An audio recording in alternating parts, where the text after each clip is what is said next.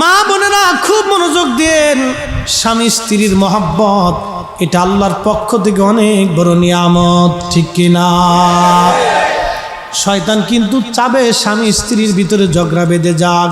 কিয়ামতের ৭২টা আলামত আছে, তার ভিতরে একটা আলামত হলো কিয়ামতের পূর্বক্ষণে তালাকের সংখ্যা বেড়ে যাবে। বর্তমানে আপনি আদালতে যান, কোর্টে যান, খালি যায় দেখবেন স্বামী স্ত্রী সারাসারি তালাক, সারাসারি, খালি সারাসারির মামলা, তালাকের মামলা, সারাসারির মামলা, তালাকের মামলা। এরে যুবক ভাই, এ যুবতী নারী, তালাক বড় খারাপ জিনিস। এই তালাকের কারণে আল্লাহর খোদার গজব নাজিল হয়। নবী বলছেন কিয়ামতের আলামত তালাকের সংখ্যা বেড়ে যাবে। আহবাব, এটা খুব খারাপ কথা, খুব মনোযোগ দিয়েন। বাজানো, স্বামী স্ত্রীর মহব্বত অনেক বড় নিয়ামত। আল্লাহর নবী বললেন, ও সাহাবীরা, আমি জাহান্নামে শুধু নারী আর নারী দেখলাম। সাহাবীরা বলুন, হুজুর কোন কারণে এত নারী জাহান্নামে সংখ্যা বাড়ল, একটু বলবেন কি? আল্লাহর নবী ডাক দিয়ে বলেন, সাহাবীরা রে, জাহান্নামে নারীর জন্য কুফরি করার কারণে নারীরা জাহান্নামে গেছে। বলে, হুজুর তারা কি আল্লাহর সঙ্গে কুফরি করেছে? বলে না। তবে হুজুর কার সঙ্গে কুফরি করেছে? আপনি নবীর সঙ্গে। বলে না। তাহলে নবীজি কার সঙ্গে কুফরি করলো? প্রিয় নবী বলেন, স্বামীর সাথে কুফরি করেছে। বলি, ইয়া রাসূলুল্লাহ, স্বামীর সঙ্গে স্ত্রীর কুফরি কেমনে হয়? স্বামীর সাথে স্ত্রীর কুফরি কেমনে হয়? নবীজি বললেন, সাহাবীরা রে, তুমি তোমার স্ত্রীর সঙ্গে সারা জীবন সুন্দর আচরণ করেছ, তার দুঃখে দুঃখী হয়েছ, তার চাওয়া পাওয়া তুমি পূরণ করেছ, তার জীবনের আশা আকাঙ্ক্ষা তুমি পূরণ করেছ।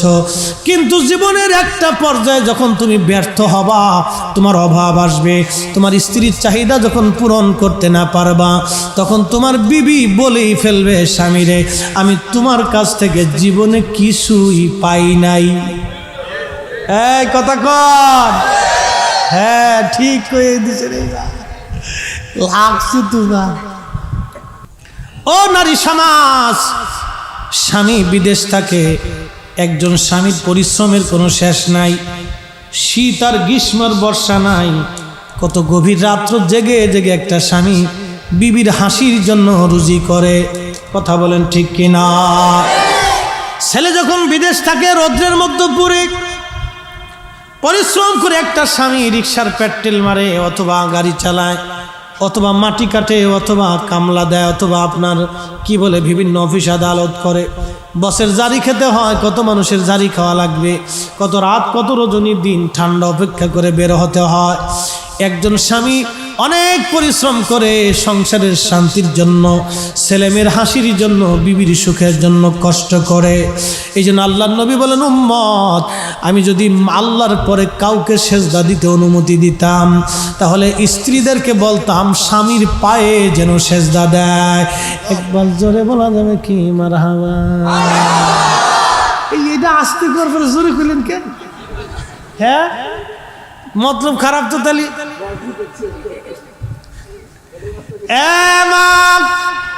এ বোনেরা, এই জন্য বলে যাই, তবে হ্যাঁ, আপনাদেরকেও বলে যাই, স্ত্রীকে কষ্ট দেওয়াটা, স্ত্রীর কাজে সাহায্য করাটা, এটা আমার নবীর তরিকা।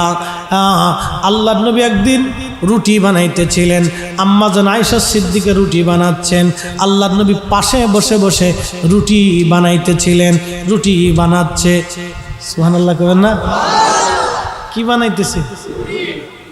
কোনদিন বানাই দিছেন না? খালি বাজে গায়ে জরিনার মা, খাবার দাও, এবার দেন, একটু রান্না করে দেন।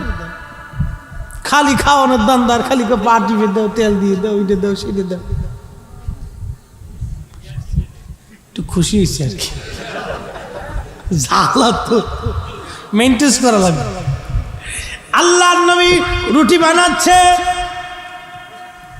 এমন সময় আম্মাজান বলে, হুজুর আপনি রুটি বানান, কষ্ট হবে। প্রিয় নবীজি ডেকে বলে, আয়েশা রে, আয়েশা, আমি নবী তোমার কাজে সাহায্য করতেছি, এটা আমার দায়িত্ব। তুমি আমার জন্য কত কষ্ট করে রান্না বান্না করো, আর আয়েশা খাবার খাওয়াও। আমি তোমাকে সাহায্য করতেছি। দেখেন একজন নবী যিনি সমাজ চালাইতেন, রাষ্ট্র চালাইতেন, সংসার চালাইতেন, তাও একটা দুইটা বিবি না, আমাদের আম্মা জান ছিল 11 জন। 11 জন মা। একদিন আম্মা জান আয়েশার হুজরায়, বর্তমানে যেখানে নবীজি রওজা মোবারক, এটাই ছিল আম্মা জান আয়েশার হুজরা। এই হুজরা মোবারকে 11 জন মা জননী আসছে। আয়েশা বলতেছে, হুজুর আপনি কারে ভালোবাসেন এই কথা আজকে বলতে হবে। আল্লাহর নবী বললেন, বিবিরা রে, আমি কারে বেশি ভালোবাসি আজকে বলবো না, কালকে ফজরের নামাজের পরে তোমরা আসবা, তোমাদেরকে বলবো আমি কারে ভালোবাসি। নবীর বিবি 11 জন, 11 জনকে সমান তালে খুশি রাখছে। আর আমরা একটা বউ তালে রাখতে পারি না, খালি করে হুজুর ওয়াজ করে দিয়ে যান না, খালি হুজুর গার ওয়াজ। কারণটা কি?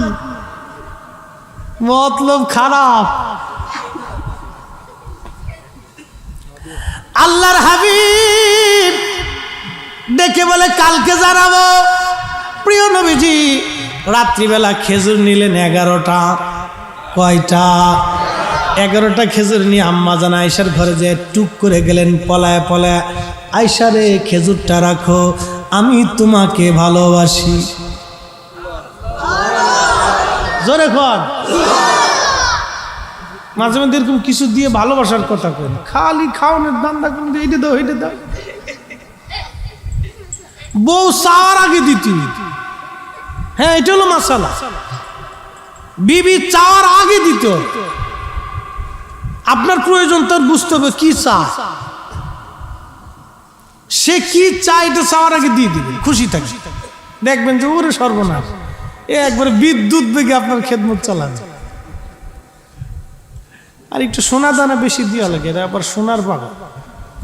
হ্যাঁ, স্বর্ণের পাগল। মাঝে মধ্যে একটু বানাই দিন ছোটখাটো দিয়ে। প্রয়োজন বোধ হয় যে কি জন্য আছে একটা সিটি গোল্ড নাকি, ওইগুলো আইনে কেমন যে এটাই সোনা আর কি, লইল 2-4-6 মাস মিশে কথা করলে সমস্যা নেই, যে এইটা সোনা বলে চালাই দিন যা। তো বেটিরা খুব চালাক, এটা টুক করে যায় সোনার করে দোয়ানি করবো, দেখেন সেটা কি দিছে।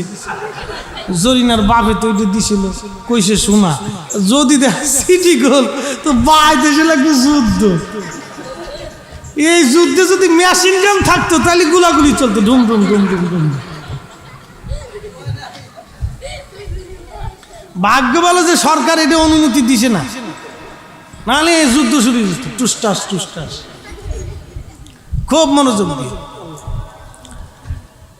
আম্মা জান আয়েশাকে খেজুর দিয়ে নবীজি বললেন, আয়েশা রে তোমাকে ভালোবাসি। আম্মা জান উম্মে সালমার ঘরে যা বললেন, সালমা তোমাকে ভালোবাসি। আম্মা জান সাউদার ঘরে যা বললেন, সাউদা রে তোমারে ভালোবাসি। এইভাবে উম্মে হাবিবার ঘরে যা বললেন, তোমাকে ভালোবাসি। 11 জন বিবির ঘরে যাইয়া একটা করে খেজুর দিয়ে নবী বললেন, তোমাকে ভালোবাসি। গোপনে গোপনে খেজুর দিলেন, গোপনে গোপনে ভালোবাসার কথা বললেন। ফজরের নামাজ পড়ে নবীজি হুজরায় আসছেন, সব আম্মা জানরা চলে আসছে। হুজুর আজকে তো বলার কথা, আপনি কাকে ভালোবাসেন? নবী আবার মুস্কি মুস্কি হাসে বলেন, কালকে যারে খেজুর দিছি তারেই ভালোবাসি। মারহাবা। তুমি মোদের আশার আলো, তাই তো তোমায় বাসি ভালো। তুমি মোদের আশার আলো, তাই তো তোমায় বাসি ভালো। হৃদয় নামের ফুলদানিতে, হৃদয় নামের ফুলদানিতে গেথে রেখেছি প্রেমের মালা। ইয়া রাসূলুল্লাহ ইয়া হাবিবাল্লাহ, ইয়া রাসূলুল্লাহ ইয়া হাবিবাল্লাহ। আমাদের অভ্যাস হলো খালি বাবিরে যায় পাম মারি, মিছে কথা কইনি, কিন্তু খালি পরের বউরে যায় পাম মারি। ভাবি কাপড়টা খুব সুন্দর লাগছে, পাম মেরে দিছে। কে ভাবিরে পাম দেন কে? এই মতলব খারাপ কেন? নিজের বিবিকে যা বলেন, বিবি রে খুব সুন্দর, দেখবেন খুশি হয়ে গেছে। এটা হলো সুন্নত। তা না যে পাশের বাড়ির ভাবির দেখে ভাবি কাপড়টা কিনা দিছে, খুব ভালো লাগতেছে ভাবি, খালি পাম মারতেছে, এগুলি না, এগুলি বেসরীয় কাজ। নারীদেরকে বলবো এগুলির পাত্তা দিবেন না, লাঠির উপরে দূরের উপরে রাখবে। এগুলি বেসরীয় কাজ। নিজের বিবিকে কিছু চাওয়ার আগে তার পাওয়া পূরণ করতে হয়, এটা হলো সুন্নত। যদি তার কিছু চাওয়ার আগেই তার পাওয়াটা পূরণ করেন, সে সারা জীবন আপনাকে ভালোবাসবে। মনে রাখবেন, আপনার বিবি আপনার অর্ধাঙ্গী, আপনার একটা হাত, আপনার দেহের অংশ। আপনি অসুস্থ হলে অন্যের বউ এসে আপনার সেবা করবে না, আপনার বিবি আপনার সেবা করবে। কথা বলেন না কেন?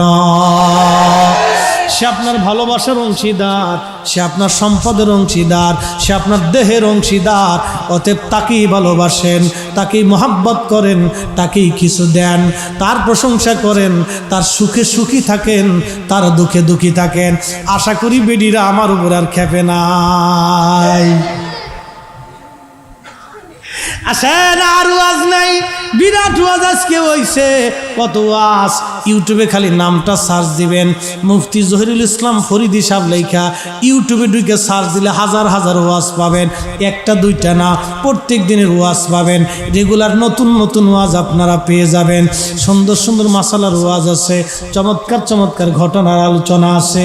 শুনবেন আর খালি দোয়া করবেন। আগামী 16 অক্টোবর রবিবার সরকাউনা মনিয়ারি কান্দা বাজার পাকুন দিয়ে, মণিকান্দা না, ওই তো বিরাট করে সুন্দর করে নাম একবারে লেখছে, ডিজিটাল করে লেখছে আর কি। এই কান্দাতে মাহফিল আছে, ইসলামিক জলসা। প্রধান বক্তা হিসেবে থাকবেন হজরত মাওলানা মুফতি আলাউদ্দিন জিহাদি সাহেব, বন্ধুবর, আহলে সুন্নাতুল জামাতের একজন ভালো লেখক এবং গবেষক। ইনশাল্লাহ উনি থাকবেন।